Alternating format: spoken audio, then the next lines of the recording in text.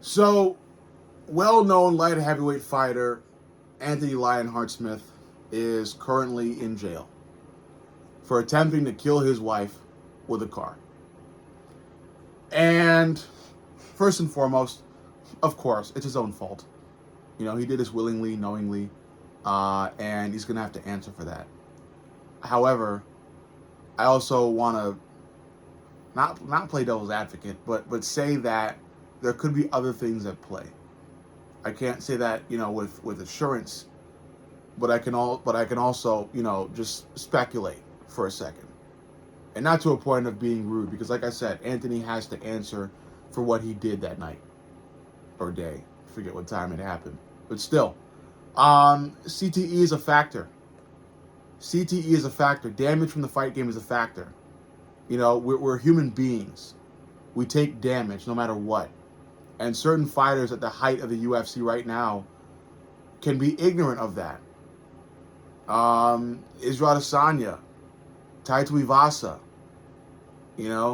two names, Tony Ferguson, fighters who have proven to just be ignorant towards that, to just think they can just go through fight after fight after fight after fight, striving for that one more win, thinking that one more win is going to be worth all the punishment they're taking, when it isn't, because they're actively shortening their lifespans and taking on way too much damage, to the point where they may end up like a Anthony Smith, or, God forbid, a BJ Penn. UFC legend BJ Penn can't recognize his own mother right now, these days. And I think it's because of how much damage he's taken. CTE is hard to identify. You can't really fully do it until the guy's dead. Then you can test their brain and see what's going on. But when it comes to the fight game, you have to acknowledge that it comes with a cost, with a heavy, heavy cost. And the scream of the fans and the attention of the media can't always be worth it. There's going to have to be consequences to how hard you're chasing that high of the fans, of the media day, of the walkout, of the potential victory. There's a cost to it. There's a consequence. There is something that may happen to you afterward, because there's a risk involved. And yes, the same thing can technically be applied to football and basketball, where roughness happens, especially in football. But with the fight game, there's no moving around it. You're going to take kicks, you're going to take punches, you're going to take damage, because that's what fundamentally happens in a fight. There's no spin move, and I get it, there's a sense of trying to utilize head movement and hit without being hit. But Anderson Silva tried to do that, and Anderson Silva got knocked clean out by Chris Weidman. It's like, it happens, because you're a human being. But some fighters, they don't believe that. Tony Ferguson didn't believe that. He was willing to keep fighting and fighting and fighting and fighting and fighting until he won one. And who knows if he ever would have done that, because his power left his body. He was just an old man in there just swinging, and without offering anything else. And the UFC had to force him to realize that, which I think is appropriate. Dana White mentioned not too long ago about having to tell Anderson Silva that it was time to retire, and how much that damaged his relationship with Anderson Silva, to the point where Anderson Silva doesn't talk to Dana White to this day, because Dana White recommended that he leave the UFC, that he retire. But it's a hard truth, and I commend Dana White for doing it, for taking up the mantle and telling a fellow human being what he has to hear, which is that he's done. That if he were to continue, he'd pay for it, down the road, dearly. So, that's a cost to the fight game, especially in boxing too. Don't get me started with boxing and the thick gloves and how much that can cause your brain to rattle around consistently. But, staying with MMA, it's the same thing. Granted, it can be technically seen as less dangerous as boxing, because again, you don't really fight with thick gloves, so you're more so getting cut than having your brain rattle around so many times. But your brain's still going to move. You're still going to fight with the chance of getting your lights taken out. It's happened. Check out Bryce Mitchell and what happened to him against I forget his name. Josh Emmett. Against Josh Emmett. Bryce Mitchell, Josh Emmett. Check out the brutal knockout that happened there. Hit so hard your body starts convulsing. You think your body's just gonna snap back into place and you're gonna be right as rain afterward? No. You're gonna leave with some scars after that. Justin Gaethje, Max Holloway. These are great moments for fans. Oh my gosh, did you see that? Whoa, it happened. Whoa. But you also have to think about the fighter down there in the octagon that took that damage. What's his life going to look like afterward? Not too great. So, as an observer of the fight game and as a true fan of the fight game, I think it's imperative that we treat these fighters like human beings. That they're not always action heroes that can go through every single bit of punishment and continue wowing the crowd.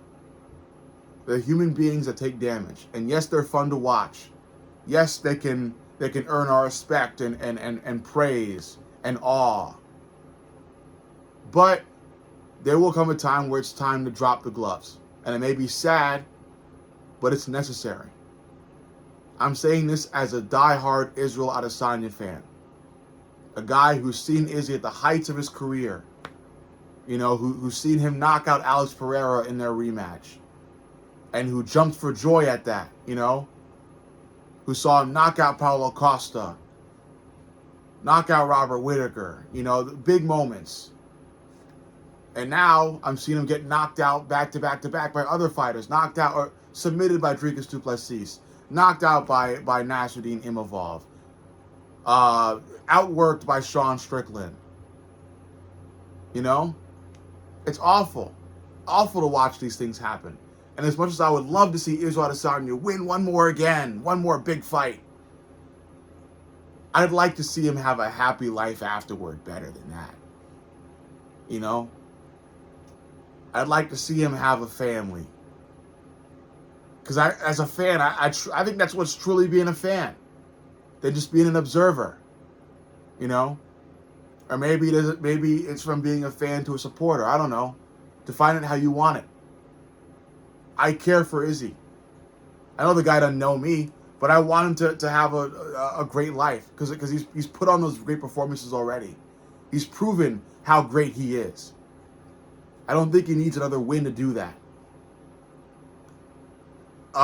So yeah, you also have guys like Tai Tuivasa. I'm not a big Thai fan, but I like him. I like the shoey. The shoey's nice. It's cool. I don't think we're going to see another shoey again with the way he's been fighting. He's proven he's not UFC caliber anymore. He just isn't. He used to get in these big brawls and his big hooks and overhands were powerful and effective. Not anymore. His range is too short. His gas tank is just non-existent. His grappling is crap. And I thought he was going to really work on it. Before his last fight, he showed all this fight camp footage of his grappling. I think he even went on to train with, I forget who he trained with. It might have been in Dagestan. I don't think so, but Ty really took grappling seriously before his last fight. And then he went to try the grappling, and it was crap. But maybe that's because he just started, with the grappling, taking it that seriously. But it's a little too late, I think that was loss number 7 or 6. He's on the Tony Ferguson decline, and that's awful. And Ty isn't that old for the fight game either. But it's time to make that decision.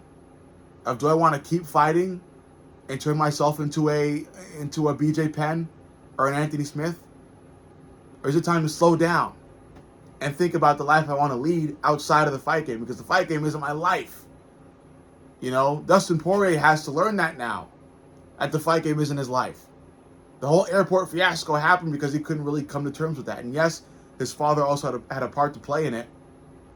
And yes, I'm saying a lot as a guy that doesn't even know Dustin Poirier. But like I said, I'm an observer. So I'm going to tell you guys what I'm observing. What I'm observing is Dustin's also having an incredibly hard time with dealing with the fact that he's not a UFC fighter anymore. That he's got to figure out, something else. He's got to find something else to give him that same high, that same joy, that same thrill as he was getting from being in the octagon.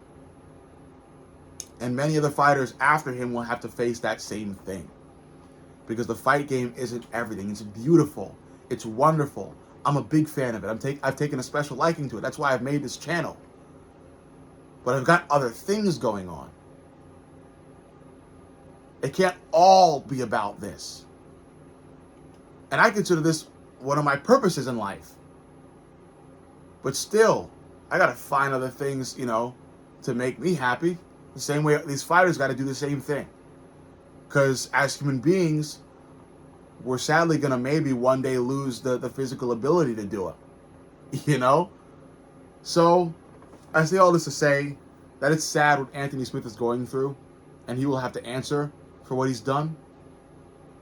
But I think we can also use this to create more awareness of what the fight game can do to a human being. And what path constant damage can put you on.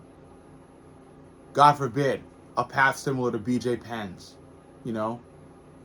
or now Anthony Smith's. Think about it. Let me know what you think.